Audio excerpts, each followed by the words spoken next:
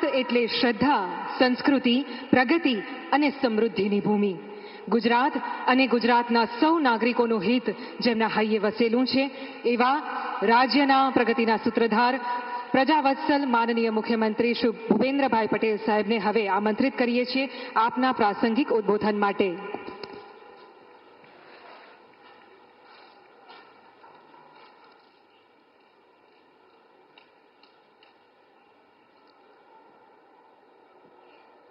સોમનાથ સ્વાભિમાન પર્વ કાર્યક્રમમાં આપણી સૌની સાથે મંચ ઉપર ઉપસ્થિત વિશ્વના સર્વાધિક લોકપ્રિય નેતા અને ભારતના યશસ્વી વડાપ્રધાન આદરણીય શ્રી નરેન્દ્રભાઈ મોદી સાહેબ, મારા સાથી નાયબ મુખ્યમંત્રી શ્રી હર્ષભાઈ સંઘવી, મારા સાથી મંત્રી શ્રી જીતુભાઈ વાઘાણી, અર્જુનભાઈ મોઢવાડિયા, પ્રદ્યુમનભાઈ વાજા, કૌશિકભાઈ વેકરિયા, સાંસદ શ્રી રાજેશભાઈ ચુડાસમા, આમંત્રિત સર્વે સંતગણ, પ્રેસ મીડિયાના મિત્રો, સૌને મારા નમસ્કાર.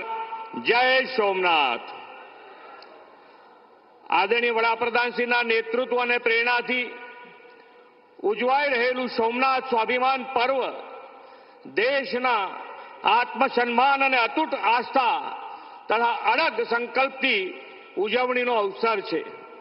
12 જ્યોતિર્લિંગનું પ્રથમ જ્યોતિર્લિંગ આ ભગવાન સોમનાથનું મંદિર એ માત્ર મંદિર નહીં, ભારતના આત્માનું પ્રતીક છે. ઇતિહાસ સાક્ષી છે કે આ સોમનાથ મંદિર ઉપર છેલ્લા 1000 વર્ષમાં અનેક વાર બર્બર આક્રમણો થયા હતા. મંદિરને તોડવાનો પ્રયાસ થયો, પરંતુ કોઈ આક્રમણો ક્યારેય ભારતની આસ્થાને તોડી શક્યા નથી. આજે પણ ભવ્યતા અને દિવ્યતાથી ભગવાન સોમનાથ બિરાજમાન છે. સોમનાથથી અખંડ આસ્થાની કથા અનેક વીરોના ત્યાગ અને બલિદાનથી ભરેલી છે. વીર હમીરજી ગોહિલ, ચૌલા દેવી, વેગડા ભીલ જેવા શૂરોએ પોતાના યોદ્ધાઓ સાથે સોમનાથ દાદાના રક્ષણમાં સર્વોચ્ચ બલિદાન આપ્યા હતા.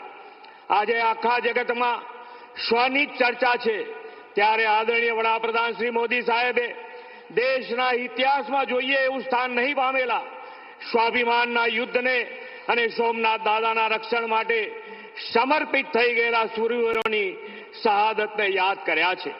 1000 વર્ષ પહેલા દેશની અસ્મિતા પર આક્રંતાઓએ કરેલા આક્રમણનો આપણા સ્વાભિમાનની યોદ્ધાઓએ પૂરા શૌર્ય અને સાહસથી જવાબ આપ્યો હતો.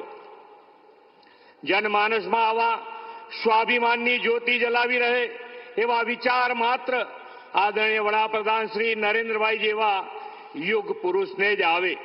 આપણે સૌ નસીબદાર છીએ કે વિશ્વના વિકાસ પુરુષ એવા વડાપ્રધાન શ્રી મોદી સાહેબ આજે આપણને પ્રેરણા આપી રહ્યા છે. આખા યુગનું નિર્માણ કરનાર વિઝનરી લોકનાયક શ્રી મોદી સાહેબે પ્રત્યેક ભારતવાસીઓના સાંસ્કૃતિક રાષ્ટ્રવાદનો જે ભાવ જગાડ્યો છે તેનું ગૌરવ કરવાનો આ અનેરો અવસર છે. સોમનાથ મંદિરની ગાથા કોઈ વિનાશની ગાથા નથી. એ તો 1000 વર્ષથી આપણા અડગ સ્વાભિમાનની અને ક્યારેય અસત્ય સામે ન ઝૂકવાની વિરાસત છે. ગુજરાતના પનોતા પુત્ર લોહ પુરુષ સરદાર સાહેબે દેશની આઝાદી પછી સોમનાથ મંદિરના પુનઃનિર્માણનો સંકલ્પ કર્યો હતો. આ સંકલ્પને પૂર્ણ કરતું આજનું ભવ્ય મંદિર પથ્થર કે ઈંટોનું ચણતર નહીં, ભારતના આત્મવિશ્વાસ, આધ્યાત્મિકતા અને સરદાર સાહેબની દૃઢ સંકલ્પ શક્તિની વિરાસત છે. વડાપ્રધાન શ્રી મોદી સાહેબે આપણા શ્રદ્ધાના કેન્દ્રોની આવી વિરાસતને જાળવીને આધુનિક કાયાકલ્પ કરવાની સંસ્કૃતિ વિકસાવી છે.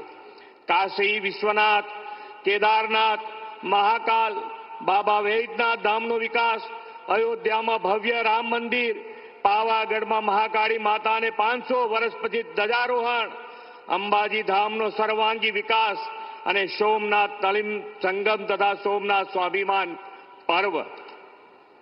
વડાપ્રધાનશ્રીએ યાત્રાધામોના આવા હોલિસ્ટિક ડેવલપમેન્ટની જે પરંપરા ઊભી કરી છે તે વિકસિત ભારત 2047નો આધ્યાત્મિક સ્તંભ છે.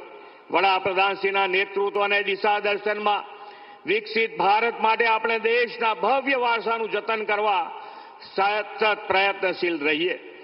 વ્યક્તિગત જીવનમાં શ્રદ્ધા અને ભક્તિ વધારીને સામાજિક સદભાવના અને સમરસતા માટે કાર્યરત રહીએ. વિકસિત ભારત, આત્મનિર્ભર ભારતનું નિર્માણ આપણો મૂળ જીવન મંત્ર બનાવીએ. આપણે સૌ સોમનાથ દાદાના ચરણોમાં પ્રાર્થના કરીએ કે લોકલાડીલા વડાપ્રધાન શ્રી મોદી સાહેબને દીર્ઘાયુ અને અખંડ શક્તિ આપે. ભગવાન સોમનાથના કૃપા આશીષથી તેમના નેતૃત્વમાં ભારત વિશ્વગુરુ સ્થાને બિરાજે. આ સોમનાથ સ્વાભિમાન પર્વ એ દિશામાં પ્રેરણા આપનારો ઉત્સવ બને, એ જ પ્રાર્થના સાથે વિરમું છું. ભારત માતા કી જય. વંદે માતરમ. જય જય ગરવી ગુજરાત. જય સોમનાથ.